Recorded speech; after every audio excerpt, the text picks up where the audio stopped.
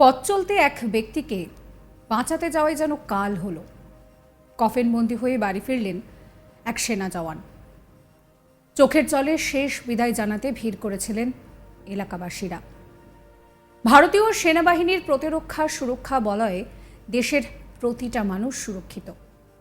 কখনো দেশমাতৃকার জন্য, তাকে রক্ষা করার জন্য, কখনো দেশবাসীকে রক্ষা করার জন্য নিজেদের প্রাণ উৎসর্গ করেন ভারতীয় সেনা জওয়ানরা। তারা একবারও কিন্তু পিছু পা হন না। তেমনই একটি ঘটনা ঘটল রাজস্থানী সেনাবাহিনীতে কর্মরত নদিয়ার কৃষ্ণগঞ্জের চৌগাছার অরুণ কুমার মল্লিকের সঙ্গে। প্রত্যক্ষদর্শী সূত্রে জানা গিয়েছে যে ট্রেনিং করাতে মহারাষ্ট্রের দিকে যাচ্ছিল সেনাবাহিনীর কর্মী ভর্তি গাড়ি। সামনে এক পথচারী ও লরি চলে আসায় ড্রাইভার গাড়ি এবং পথচারীকে বাঁচাবার জন্য সজোরে ব্রেক কষেন। এরপর গাড়ির ড্রাইভার নিয়ন্ত্রণ হারিয়ে ফেললে সেনাবাহিনীর জওয়ানদের গাড়িটি পাল্টি খেয়ে যায়। গাড়িতে থাকা সমস্ত সেনা জওয়ান তারা গুরুতর আহত হন। তাদেরকে হাসপাতালে ভর্তি করা হয়। সবাই আহত হয়ে পরে সুস্থ হয়ে বাড়ি ফিরলেও অরুণ কুমার তিনি মারাত্মকভাবে দুর্ঘটনার শিকার হন। ठीक है चल कहाँ है? हाँ ठीक है ठीक है क्या कौन बैठ रहा है तुम? पीछे दो बैठना पीछे अच्छा इधर वाले तुम पीछे बैठो बेसी लेट करते ला आपने गाड़ी में ढाक के पीछे बैठने वाले पीछे बाकी गाड़ी में बैठने वाले गाड़ी में आस्ते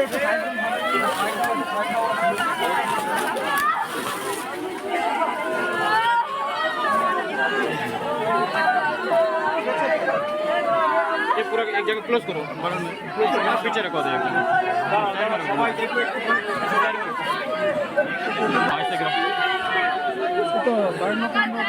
हाँ घर वालों को अंदर करना चाहिए। उनका घर वाला कोई है ना, उनका फादर है।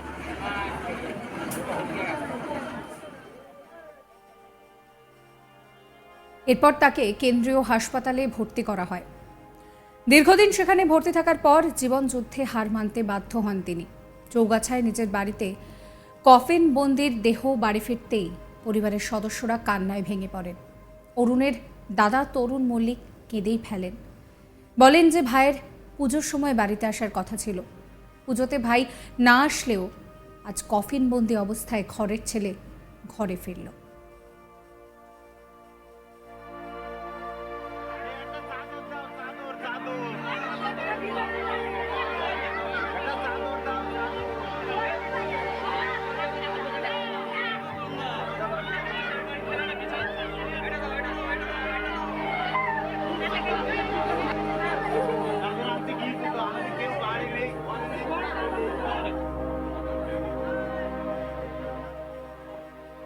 কি বলছেন তরুণ মল্লিক শোনাবো। মাস আগে ভাই এসেছিল। ভাই বলল দাদা পুজোতে হয়তো আসবো ছুটি পেলে। তা সে পুজোতে আসতে পারলো না। পুজোর পরপরই তার বিশাল অ্যাক্সিডেন্ট ঘটে যায়। তাও আর আসতে পারিনি। এই আজকে আসলো কফিন বন্দিতে। আর কি বলবো, দুঃখের বিষয়। আমার ভাইয়ের 2 মেয়ে, ঠিক আছে, আমরা খুবই দুঃখিত। ঠিক আছে, আমার ভাই বোন সব ভেঙে পড়েছে, ঠিক আছে, সব অজ্ঞান হয়ে যাচ্ছে, জল দিচ্ছে সবাই। কি আর বলবো বলেন, ভাই তো আর ফিরবে না, এই শেষ। আমি দেখবো এখন, ভাই তো চলে গেল, তার মেয়ে ফেয়ে 2টো মেয়ে, আমরা যতটা পারি চেষ্টা করব, যতটা সাধ্য দেখার দেখবো, ঠিক আছে। কিন্তু আমাদের ফ্যামিলিতে কোনো প্রতিদ্বন্দ্বিতা জীবনে নেই, আর আশা করি আর থাকবোও না। ভাই তো গেছে, মেয়ে ফেয়েদের আমাদের গার্জেন হিসাবে দেখতে হবে। আর কি বলবো বিষয় বলুন, তাছাড়া তো আমাদের কিছু দুঃখের বিষয়, আর কিছু বলার তো নেই। বলুন, দেখবো যতটা পারি আমরা দেখবো।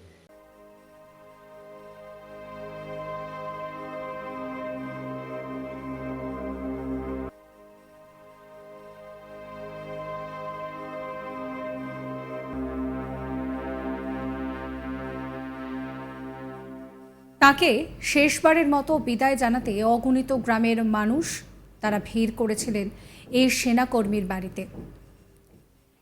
কি বলছেন তাপস সরকার শোনাবো। আমি বলি, আমার নাম তাপস সরকার। আমি এই ছেলেটার গ্রামেরই একটি ছেলে। আমিও একজন সেনাবাহিনীতে কর্মরত ছিলাম এবং আমি রিটায়ারমেন্ট নিয়েছি জানুয়ারিতে। ওর যে অবস্থায় ঘটনাটি ঘটেছিল সেই সময় আমি যে হসপিটালে ওকে পুনা কমান্ড হসপিটালে নিয়ে আসা হয়েছিল তখন আমি ওর পাশেই ছিলাম। তো সেই মুহূর্তে আমি যেটুকুনি জানতে পেরেছি যে ও একটা এক্সারসাইজ কমপ্লিট করে নিজের ইউনিটের দিকে ফিরছিল। একটা লরিকে বাঁচাতে গিয়ে সেই আমাদের সেনাবাহিনীর গাড়িটি মানে সাইড দিয়ে লরিটিকে বাঁচাতে গিয়ে একটা দুর্ঘটনার শিকার হয়, যার ফলে ওই গাড়িতে অনেকেরই ক্ষতবিক্ষত হয়েছে এবং এই ছেলেটির গুরুতর আহত ছিল। সঙ্গে সঙ্গে ওকে কমান্ড পুনা হসপিটালে নিয়ে আসা হয় এবং ছেলেটি সেই সময় আমি ওই হসপিটালে প্রেজেন্ট ছিলাম এবং ছেলেটি ভালো রিকভার করে গিয়েছিল। তারপরেও ও বাড়িতে আসার পরে ওর ভেতরে কিছু ইনফেকশন ছিল, যেগুলো যার জন্যে পুরোপুরি ও সুস্থ হয়ে উঠতে পারেনি। আর পরবর্তীতে আমরা 7-8 মাস পরে আস্তে আস্তে ওর সঙ্গে আমার কথাবার্তা হতো। রিসেন্ট 1-2 মাসের মধ্যে ও খুবই অসুস্থ হয়ে পড়ে। আর রিসেন্টলি আমরা জানতে পারি এর মধ্যে যে উনি আমাদেরকে ছেড়ে চলে গেলেন।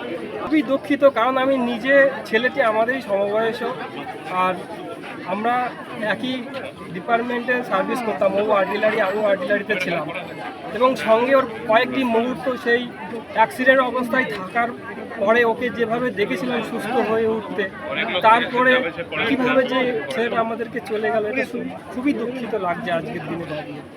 পড়াশোনা, খেলাধুলা এই সমস্ত কিছুতে তুখর ছিলেন অরুণ। ঠিক তেমনই দেশের দায়িত্ব নিজের কাঁধে তুলে নিয়ে এলাকার নামকে তিনি গৌরবান্বিত করেছিলেন। অরুণকে দেখে স্থানীয় বাসিন্দারা তারাও কান্নায় ভেঙে পড়েন। পরিবারে নেমে এসেছে শোকের ছায়া।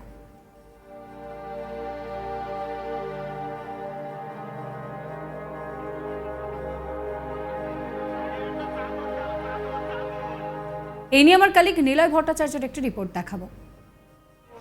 এক পথচারীকে বাঁচাতে গিয়ে পথ দুর্ঘটনায় মৃত্যু হলো নদিয়ার কৃষ্ণগঞ্জ ব্লকের চৌগাছা গ্রামের সেনাবাহিনীতে কর্মরত অরুণ কুমার মল্লিক। বেশ কয়েকদিন আগে রাজস্থান থেকে মহারাষ্ট্রের উদ্দেশ্যে ট্রেনিং নিতে যাচ্ছিল সেনাবাহিনী ভর্তি একটি বাস, আর রাস্তায় এক পথচারীকে বাঁচাতে গিয়ে সেই গাড়িটি পাল্টি খায়। আর সেই গাড়িতেই ছিলেন অরুণ।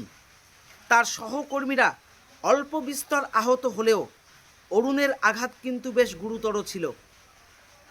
কয়েকদিন হসপিটালে ভর্তি থাকার পর অবশেষে তার মৃত্যু হয়। আর তারপরই কফিনবন্দি দেহ তার নদিয়ার বাড়িতে এলে শোকে মোহরমান গোটা গ্রামের মানুষজন থেকে শুরু করে পরিবারের লোকজন। আর অরুণের মৃত্যুতে নেমে এসেছে গোটা গ্রামে শোকের ছায়া। সাবস্ক্রাইব করবেন আজ তাক বাংলার ইউটিউব চ্যানেলকে, ফলো করবেন হোয়াটসঅ্যাপ চ্যানেলও।